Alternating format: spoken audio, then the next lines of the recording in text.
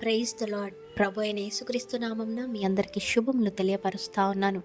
ఈ యొక్క వాగ్దానాలచే మీరు ఆదరింపబడినట్లయితే తప్పకుండా ఇతరులకు షేర్ చేయడానికి ప్రయత్నించండి. చాలామంది ఈ విధంగా మాట్లాడుకుంటూ ఉంటారు, ఏముందిలే, చనిపోయి ఎక్కడికి వెళ్తామో, స్వర్గానికి పోతామో, నరకానికి పోతామో, పరలోకానికి పోతామో, ఎవరు చూస్తున్నారు అనేసి అంటూ ఉంటారు.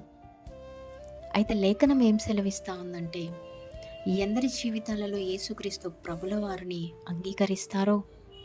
అంగీకరించి మరి బాప్తిజం తీసుకున్న తర్వాత దేవునికి ఇష్టమైన జీవితం జీవిస్తారో అట్టి వారికి నిత్య జీవం ఉంటుంది అనేసి మరి ఈ యొక్క వాక్యము తెలియపరుస్తూ ఉంది.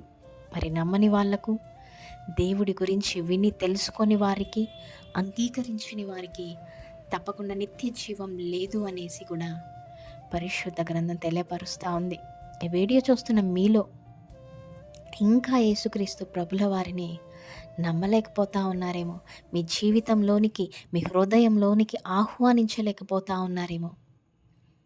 మీకు గనక నిత్య జీవానికి వారసులుగా ఉండటానికి ఇష్టపడితే తప్పకుండా యేసుక్రీస్తు ప్రభుల వారిపైన నమ్మకం ఉంచండి, నమ్మండి, విశ్వసించండి, బాప్తిజం పొందుకోండి. దేవునికి ఇష్టమైన జీవితాన్ని జీవించి నిత్య జీవానికి వారసురాండ్రుగా ఉండటానికి ప్రయత్నించండి.